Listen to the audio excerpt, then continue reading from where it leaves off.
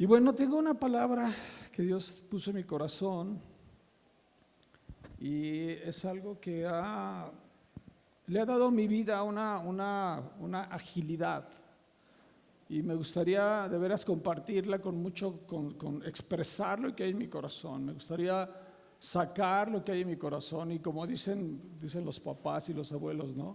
Súbete sobre mis hombros y ve lo que hay más allá. Y me gustaría que se subieran sobre mis hombros y pudieran ver algunas cosas que en mi vida me han ayudado mucho en mi caminar con Cristo. Han sido claves en mi caminar con Cristo. Han sido claves en mi servicio a Dios, han sido claves en mi relación matrimonial, han sido claves en mi relación con mis hijos, han sido claves para el negocio, han sido claves para todas estas cosas. Y hay palabras que marcan tu vida porque te marcan una directriz. Te ponen, esto es lo que tienes que hacer. Y no le busques, porque esto es lo que tienes que hacer, aparte de otras cosas, pero esto no lo puedes dejar de hacer. Entonces yo quisiera compartir con ustedes, y le pido al Espíritu Santo que me dé la sabiduría y me dé la capacidad de, como escribe Pablo, ¿no?, de hacerlo bien. Y también le ruego a Dios que ustedes puedan abrir su corazón, y que si escuchan algunas cosas que no les cuestan trabajo, que les cuesta trabajo como que se acomoden aquí dentro, que las deje que se acomoden. Porque la palabra de Dios viene a eso, atraviesa nuestro corazón, llega hasta la médula de los huesos. Ahí en la médula se produce la vida. Llega hasta la médula de los huesos y ahí déjala entrar para que haga a lo que Dios la mandó a hacer. Amén. Pues gracias por escucharme. ¿Han oído la expresión vivir para? O sea, alguien que dice, esta persona vive para trabajar. ¿Lo han escuchado? Sí, ¿no? Esta persona vive para trabajar, hemos escuchado, esta persona vive para sus hijos, o esta persona vive para su esposo. No lo hemos escuchado mucho, pero sí, ¿no? Esta mujer vive para su esposo.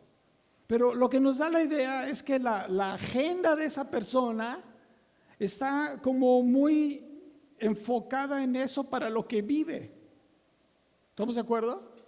Vive para sus hijos. Estamos diciendo, esa persona vive para sus hijos. Es decir, se levanta y piensa en sus hijos y qué les va a hacer desayunar, y ya está pensando en qué les va a hacer de comer, y está pensando todo el día en los hijos, y su agenda está llena de los hijos. Su día a día está llena de actividades que tienen que ver con sus hijos. Y también se convierte en una persona experta en los hijos. Sabe qué les gusta, qué no les gusta, a qué hora les gusta. Sabe todo de sus hijos porque es experta, porque vive para sus hijos. Y la palabra de Dios dice que los que hemos creído en Cristo Jesús vivimos para Dios. Así dice. Los que hemos creído en Cristo Jesús vivimos para Dios. ¿Y cómo es que vivimos para Dios? Porque es como difícil expresar vivir para Dios. ¿Cómo es que vivimos para Dios? Y claro que si vivimos para Dios, primero tenemos que haber muerto con Dios. Es decir, tenemos que haber muerto con Cristo en la cruz. Dice la Escritura que nosotros, los que hemos creído en Cristo Jesús, morimos con Cristo en la cruz. Cuando Jesucristo expiró, nosotros expiramos juntamente con Él. Cuando Él resucitó, nosotros resucitamos juntamente con Él. Entonces, morimos con Cristo para vivir para Cristo. Pero no entendemos bien cómo se vive para Dios, porque a veces pensamos que vivir para Dios podría ser como dejar todo lo que hacemos y vivir para Dios. O meterte en un claustro y vivir para Dios, como esa gente que entiende mal, ¿no? Se van a un claustro o de monjes o de monjas y viven para Dios, porque no están entendiendo exactamente lo que es vivir para Dios. Entonces la Escritura dice, les voy a leer una cita en Romanos, si son tan amables, me la ponen en la pantalla. Voy a tener imágenes, voy a tener citas, y también les pido que estén un poquito atentos a la pantalla. Es Romanos 6, del 8 al 12, dice, ahora bien, si hemos muerto con Cristo, confiamos que también viviremos con Él. Pues sabemos que Cristo, por haber sido levantado de entre los muertos, ya no puede volver a morir. La muerte ya no tiene dominio sobre Él. En cuanto a su muerte, murió al pecado una vez para siempre. En cuanto a su vida, vive para Dios. De la misma manera, también ustedes considérense muertos al pecado, pero vivos para Dios en Cristo Jesús. Por lo tanto, no permitan ustedes que el pecado reine en su cuerpo mortal, ni obedezcan a sus malos deseos. Entonces, no permita que el pecado reine en su cuerpo mortal, porque no solamente porque murieron para Cristo, sino porque ahora viven para Dios. No solamente porque morimos para el pecado, sino porque ahora vivimos para Dios. Y ciertamente el versículo habla de un estatus, es decir, el pecado y yo no tenemos nada que ver, porque estoy muerto para el pecado. Es un estatus. Mi estatus frente al pecado es que yo estoy muerto. Y me quiere hacer algo y no me puede hacer algo porque estoy muerto para el pecado. Y para Dios estoy vivo. Mi estatus para Dios es que estoy vivo. Estoy vivo para Dios, pero eso también significa que vivo para Él. Que por haber muerto al pecado y haber muerto en Cristo, ahora vivo para Él. Pero como decía hace rato, es muy difícil determinar qué significa vivir para Dios. Porque Dios es inmenso, Dios es glorioso, su mente es inmensa, sus planes son inmensos. Él es de verdad glorioso, sublime, pero tiene una característica: Dios es invisible. Y como Dios es invisible, nos cuesta trabajo determinar qué es vivir para Dios. Nos cuesta de verdad trabajo, porque Él es invisible. Como que no podemos sentarnos así, tener una charla y pedirle: Dios, ¿qué quieres que haga? Él es invisible. Pero ¿qué dice la Escritura? La Escritura dice que Dios se hizo visible. Dios se hizo visible. Y Dios se hizo visible para que conociéramos su manera de pensar, para que conociéramos su manera de actuar, para que conociéramos qué le gusta y qué no le gusta, para que conociéramos su voluntad.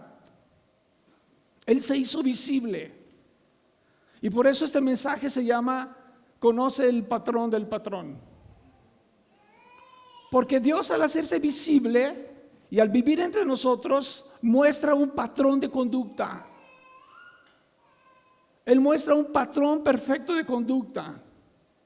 Y cuando Dios se hace visible y vive entre nosotros, tenemos que estudiar ese patrón de conducta para saber cómo piensa Él. Y no solamente para eso, sino para saber cómo interactuamos con Él, cómo nuestro patrón de conducta interactúa con su patrón de conducta. Si entendemos el patrón de conducta de Dios y entendemos el patrón de conducta humano y sabemos cómo se interactúan y cómo se interrelacionan, nuestra vida va a ser muy fácil. Y de eso quiero hablar hoy. Jesucristo es la expresión visible de Dios. Y Hebreos, este libro de Hebreos, para mí es mi libro favorito. Yo sé que todos tenemos un libro favorito. El libro de Hebreos es un libro que es como un rompecabezas, que el autor de Hebreos junta citas del Antiguo Testamento, citas cosas que dijo Jesús y arma un rompecabezas glorioso. Y está escrito al pueblo hebreo, a los judíos, y tiene la riqueza del Antiguo Testamento traído al Nuevo Testamento y armado en la persona de Cristo Jesús. La epístola a los Hebreos es la epístola de las cosas superiores. La epístola a los Hebreos es la epístola en la que Jesús, el autor de los Hebreos, que aún no sabe si fue Bernabé o si fue Apolos, pero Pablo no fue. El autor nos da a conocer la majestad de Dios, la majestad de Jesucristo sobre todos los demás, sobre todos los ángeles, sobre todas las cosas creadas. Y el libro de Hebreos nos demuestra esta majestad de Jesucristo. Entonces, yo tomé una porción del capítulo 1, precisamente del 1 al verso 1, del 1 al 4, y dice, del 1 al 3, perdón. Dice: Dios, que muchas veces y de varias maneras habló a nuestros antepasados en otras épocas por medio de los profetas, en estos días finales nos ha hablado por medio de su Hijo. A este lo designó heredero de todo y por medio de él hizo el universo. El Hijo es el resplandor de la gloria de Dios, la fiel imagen de lo que es Él. Y el que sostiene todas las cosas con su palabra poderosa. Esa gloriosa esa magnificencia del Dios invisible se concentra en la persona de Cristo Jesús. Es como un concentrado, como la esencia concentrada de Dios en la persona de Cristo Jesús. Y Jesucristo es el resplandor de la gloria de Dios y la fiel imagen, la imagen perfecta de Dios. La imagen perfecta para que podamos conocerlo y podamos vivir para Él. Porque si no, no podemos conocer al Dios inmenso. Pero podemos conocer a Jesús. Porque Él es el resplandor de la gloria de Dios y la imperfecta imagen de lo que es Dios. Y entonces nuestra responsabilidad es: ¿quieres conocer al Padre? Estudia al Hijo. ¿Quieres conocer al Padre? Sí quiero. Estudia al Hijo. Observa al Hijo para conocer al Padre. Cuando Felipe le dijo a Jesús: Jesús, muéstranos al Padre y nos basta. Un detallito nomás, muéstranos al Padre y me doy. Y Jesús le dijo, yo creo que se dio la vueltita, le dijo: Felipe, tanto tiempo llevo contigo y no me reconoces. Tanto tiempo llevo contigo y no me reconoces. ¿No sabes que el Padre está en mí? ¿No te das cuenta que el Padre está en mí y que yo estoy en el Padre? ¿Quieres conocer al Padre? Conóceme a mí. Estúdiame a mí. Si realmente quieres conocer al Padre. Pero ninguno de nosotros estuvo ahí.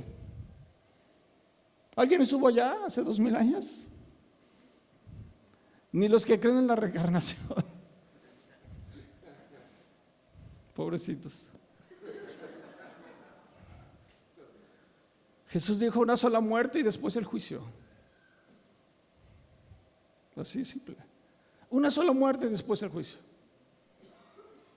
Nadie estuvo ahí, yo no lo vi, yo no vi a Jesús, yo no lo vi. Pero nosotros, nuestra fe está construida sobre sobre lo que escribieron las personas que lo vieron. ¿Están de acuerdo conmigo?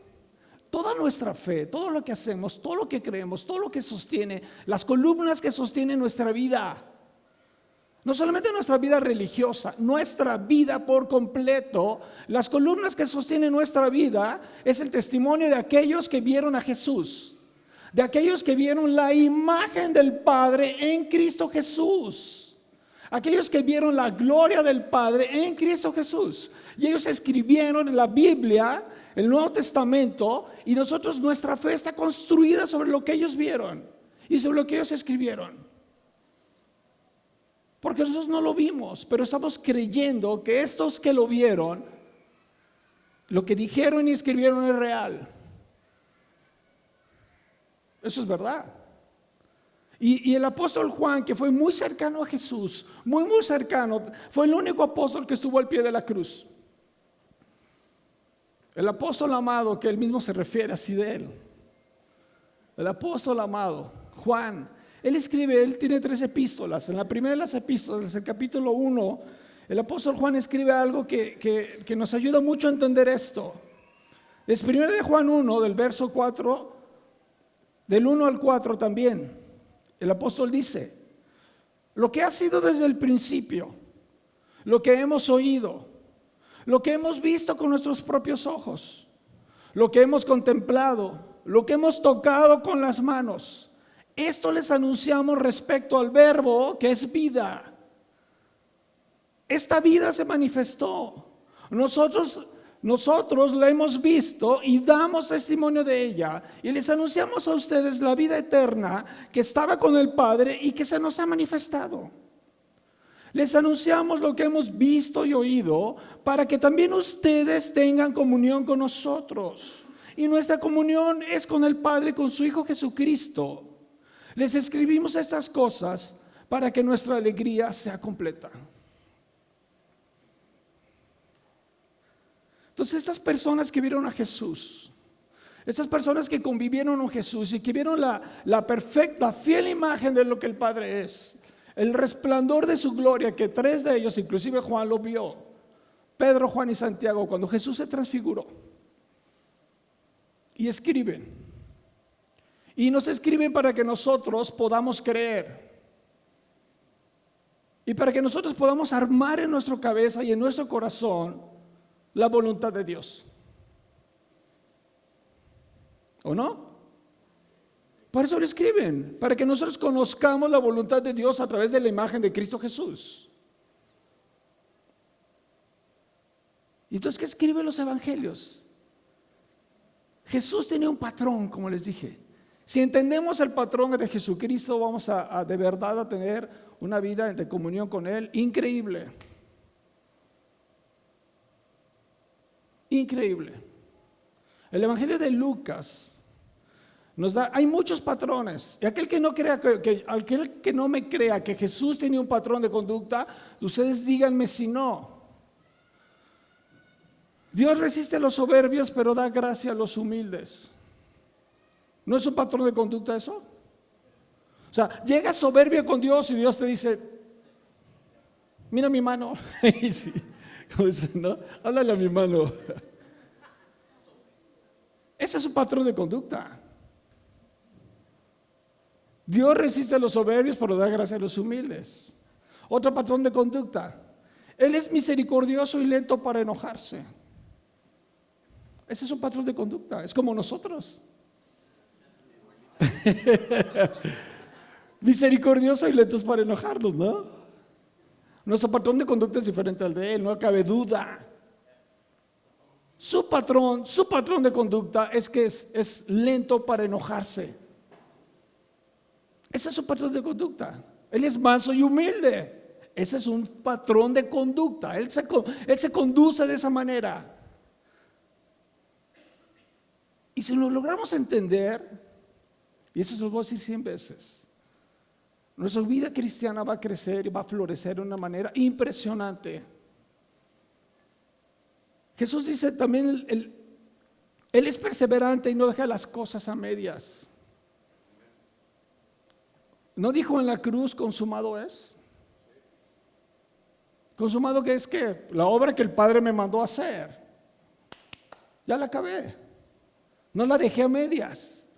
La Escritura dice: oro por ustedes para que amen como el Padre nos ama y sean perseverantes como Cristo perseveró. Su patrón de conducta es que Él termina lo que empieza. Así que lo que terminó en tu vida y en mi vida lo va a terminar. Lo que Él empezó lo va a terminar. Así que no te preocupes, Él lo va a terminar. Y por eso estás hoy aquí, porque Él va a terminar lo que empezó en tu vida. Entonces vamos a Lucas 10 al 25, y vamos a estudiar un patrón perfecto de Jesús.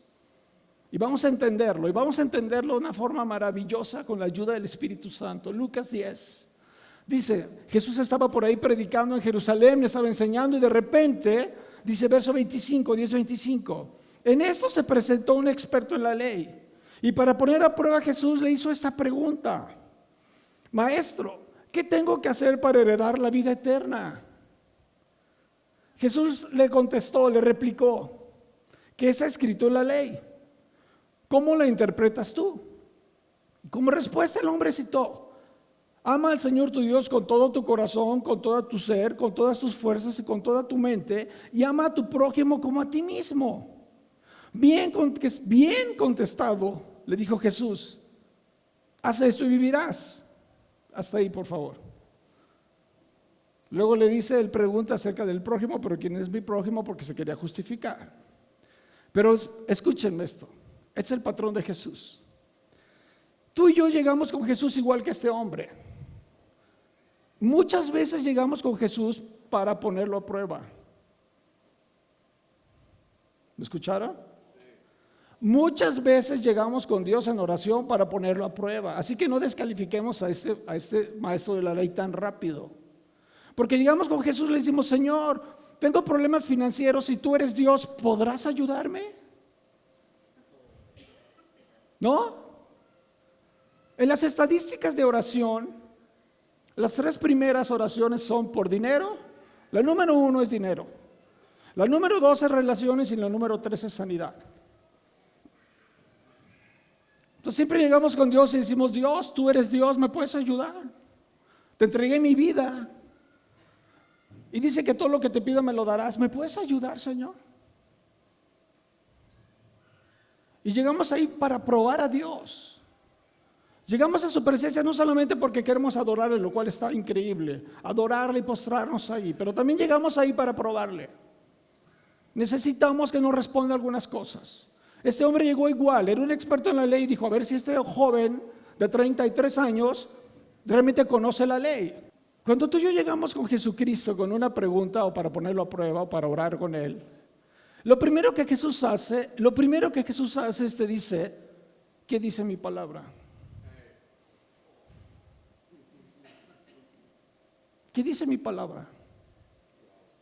Y entonces lo que hace Jesús es que nos baja, dice: bájate de las gradas y vente aquí a la arena. Bájate de las gradas y vente aquí a la arena. Y dime qué dice mi palabra de eso que tú me estás preguntando. Dime tú qué dice mi palabra. Esa es su primera pregunta. Es su patrón.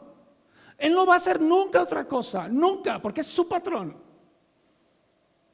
Señor, tengo broncas en mi negocio, ¿qué dice mi palabra? Y número 2, ¿tú cómo la interpretas? O sea, ¿tú sabes lo que hay en mi corazón? Sí. Ok, ¿y tú sabes lo que hay en tu corazón? Necesitas ir dentro de tu corazón. Y dime qué hay dentro de tu corazón. Y dime qué hay dentro de tu corazón de lo que yo dije. ¿Qué hay dentro de tu corazón de lo que hay dentro de mi corazón? No realmente me importa tanto qué piensas del asunto. Me importa mucho qué piensas de lo que yo pienso del asunto. Porque si tú me dices lo que tú piensas del asunto, no nos va a ayudar. Pero si tú me dices lo que tú piensas de lo que yo pienso del asunto, eso nos va a ayudar. Ese es un patrón de Jesús. Siempre hace lo mismo. Hasta Satanás se lo trajo a la arena. ¿Me vienes a tentar? Y Jesús, ¿qué le dijo? Pum, pum, pum, pum, pura palabra.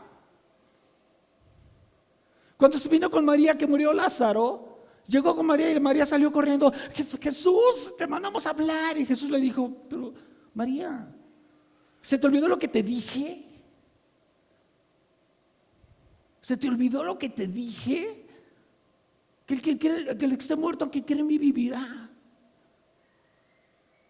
Aunque estés muerto, y si quieres en mí, vivirás. Eso es lo que yo dije.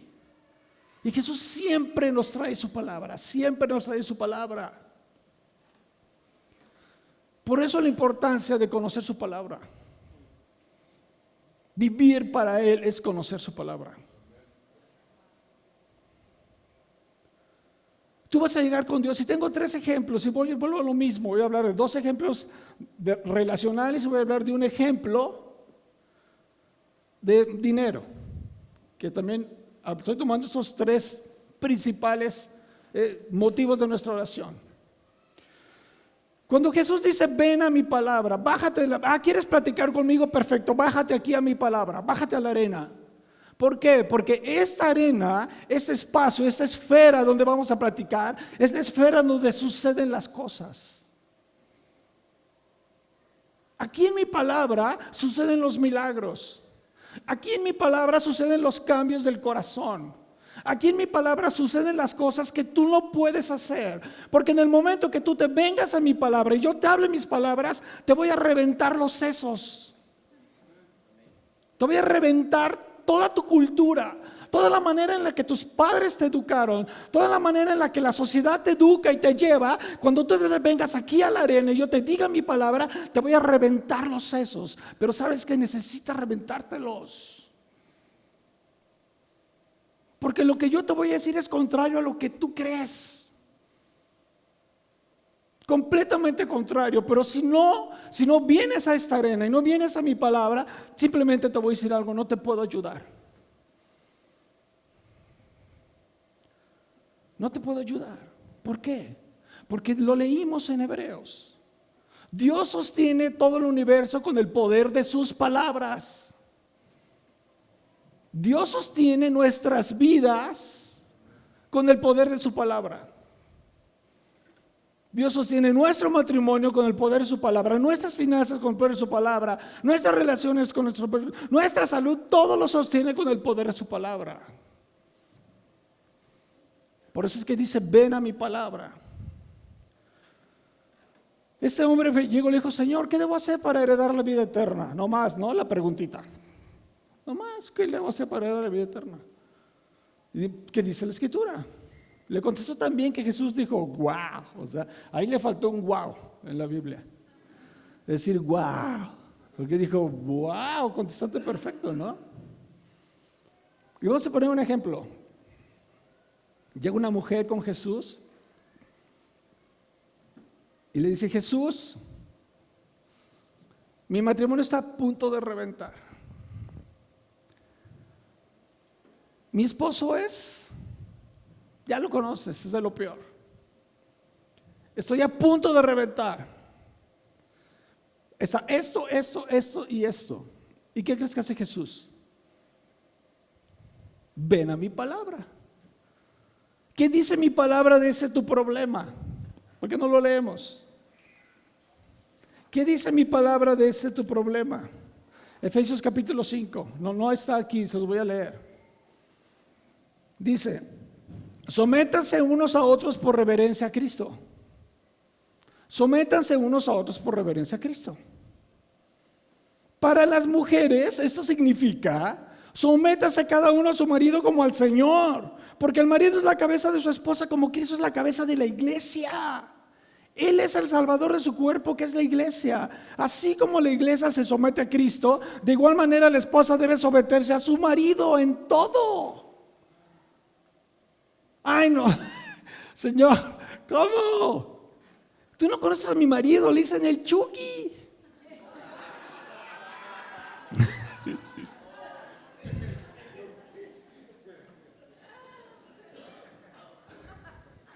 ¿Cómo? Eso ya no se usa, Dios. No es eso de la revolución feminista y de bla, bla, bla, bla, bla. Dios dice: bueno, eso es lo que tú piensas. Y ya sé lo que tú piensas de lo que yo pienso.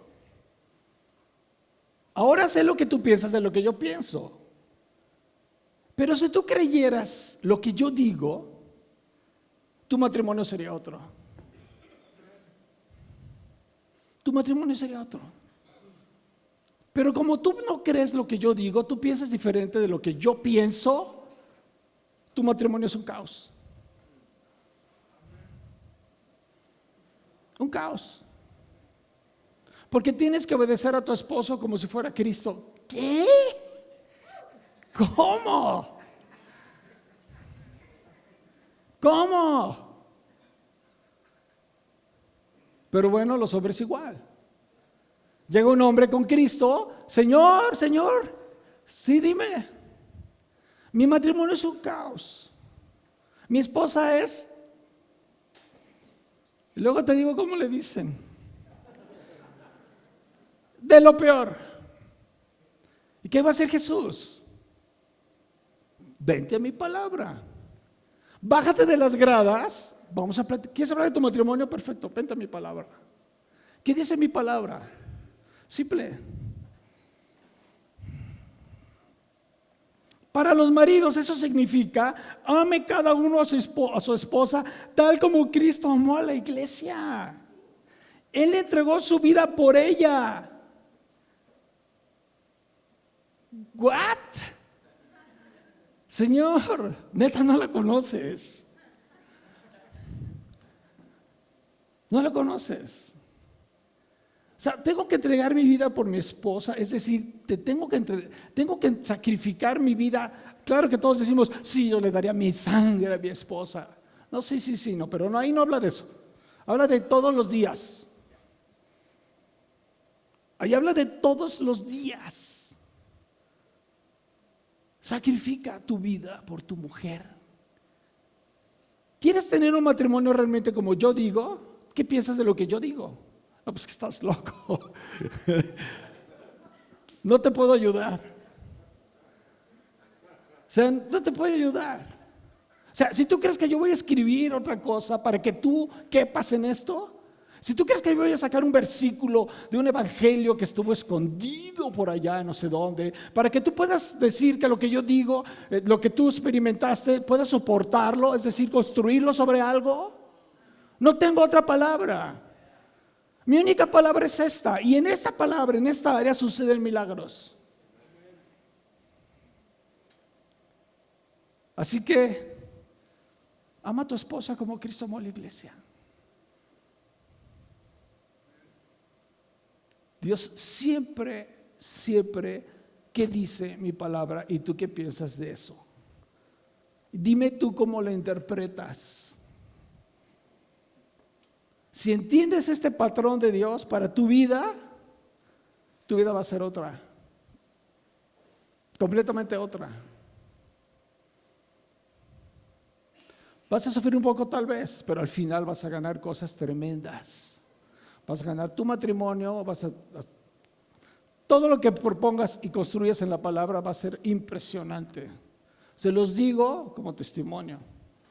Cuando quiera otro día platicamos de mi propia vida. Las cosas que Dios ha hecho en mi vida, que estaban completamente perdidas y Dios las reconstruyó en su palabra. Vienes delante de Dios, Señor, mis finanzas son un caos.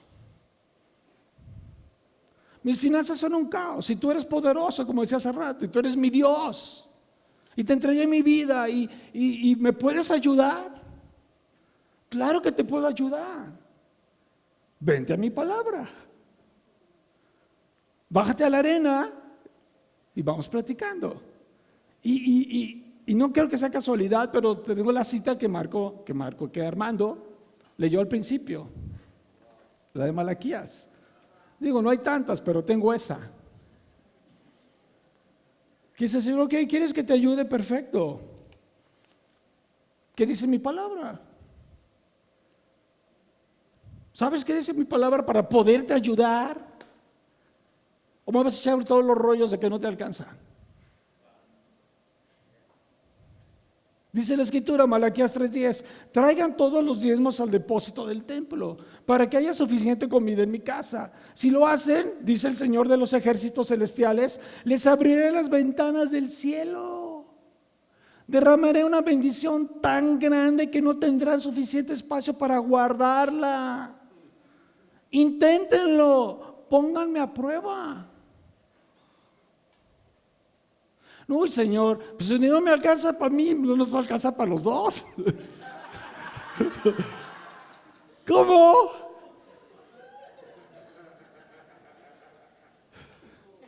¿Cómo? Si no me alcanza para mí, no nos va a alcanzar para los dos. Tú conoces mis finanzas, Dios. Además, pues eso es del Antiguo Testamento, Dios, eso es de la ley, ¿no? Así la espada con Jesús para echarnos un esgrima bíblico, ¿no? Jesús dije, ¿tú crees, tú piensas eso, que el diezmo es del Antiguo Testamento? ¿Qué crees? Vente a mi palabra.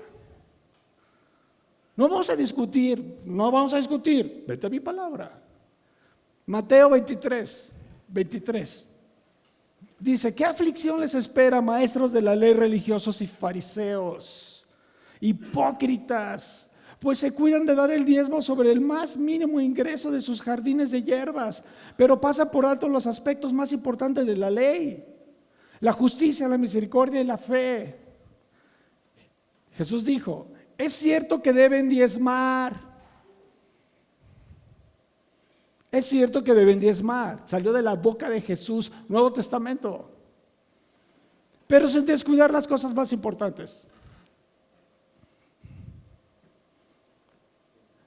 Nosotros en Palabra de Vida somos un equipo de 8 pastores. Solo 2 pastores tienen un ingreso, es decir, el pastor principal, el pastor director y el pastor de jóvenes. Todos los demás pastores somos empresarios, somos profesionistas y nos ha costado mucho romper ese que la gente piensa, pues voy a diezmar, pero pues tú ganas más que yo, pa. Yo necesito más el diezmo que tú, pastor. Pero pues si no se lo estás dando al pastor, o sea, no le estás dando tu diezmo al pastor. No, de ninguna manera. Yo tengo 35 años sirviendo a Dios y nunca he recibido un solo 5. ¿Y saben qué? Como dijo Pablo, nadie me quita mi orgullo. Porque pudiendo tomar de ellos lo que siempre espiritualmente tomar lo material, no lo hago. ¿Por qué? Porque no quiero hacerlo, no lo necesito. Pero ¿saben qué? Como iglesia, todas las iglesias deben de entender que para realmente tener unas finanzas sanas, el punto número 1 es diezmar. No hay otra cosa. Y les voy a decir algo. Tengo 37 años de creyente y muchos años sirviendo pastoralmente en consejerías y muchos años. Nunca jamás he conocido una persona que diezme y no esté bien financieramente. Nunca jamás en 35 años he conocido una persona así. Jamás. Y conozco muchos que no diezman. ¿Por qué? Porque a la hora que Dios dice, bájate a la arena, dice, no. ¿Qué dice mi palabra? No quiero ni saber. No quiero ni saber. Y que tienen grandes problemas financieros. Siempre les falta. Y dice Jesús, dice Dios, yo te voy a llenar, no vas a tener ni dónde guardar tu dinero o tus cosas. Pero dime tú qué piensas, qué disciernas de esto. ¿Qué piensas de esto? ¿Piensas que es mentira? ¿Piensas que es un cuento de hadas? ¿Piensas que lo inventaron para que los pastores les saquen dinero a la gente? ¿Qué piensas? ¿Piensas que es una falsedad? ¿Piensas que Dios está mintiendo, manipulando para sacarle dinero a la gente? ¿Qué piensas de eso? ¿Por qué? Porque siempre que hables de dinero con Dios, Él te va a traer, vente mi rey, platiquemos de dinero en este contexto. Siempre.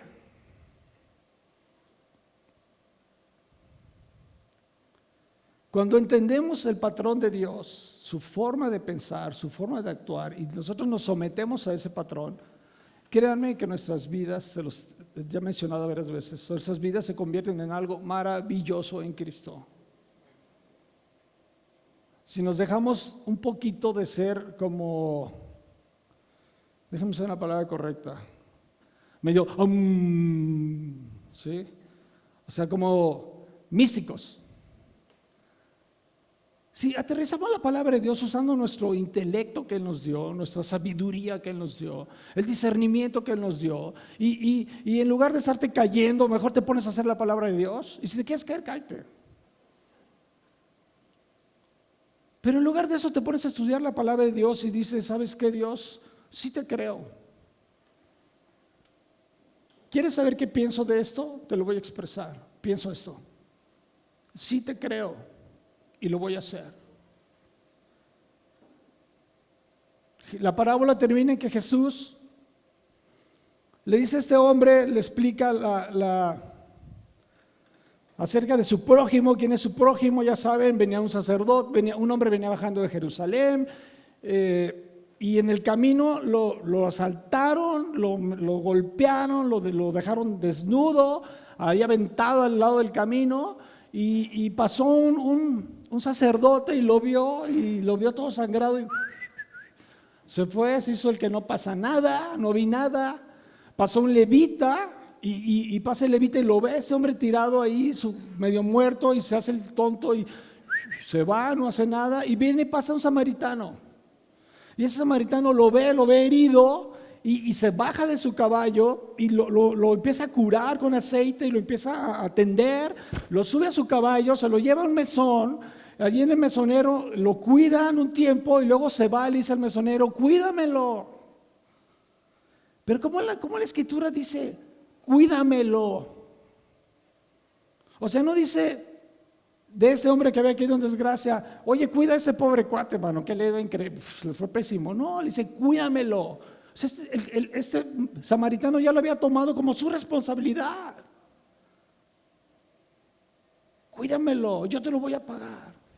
Y le explica, le dice al final, ¿quién de estos tres, del sacerdote, del levita o el samaritano, actuó como fariseo, como prójimo? Y él contesta, pues el samaritano, el último. Y Jesús le dijo, bueno, ve tú y haz lo mismo. Ya. Pero algo que es interesante es que nosotros conocemos la palabra de Dios, se supone que conocemos la palabra de Dios, y se supone que la interpretamos bien.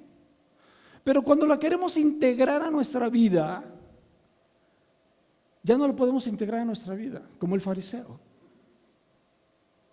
Y pero ¿quién es mi prójimo? Señor, pero mi marido es el Chucky. Señor, pero mi mujer. Y Señor, pero la lana y no me alcanza. Ya no la podemos integrar. Y entonces vamos caminando y nos caemos en un pozo, en un hoyo en el camino. Si me pones la imagen, porfa, nos caemos en un hoyo en el camino. Porque sí conocemos la palabra, sí la discernimos, pero igual que este hombre, pues no la podemos integrar a nuestra vida y nos caemos en un hoyo. Y es ahí donde estamos muchos de nosotros.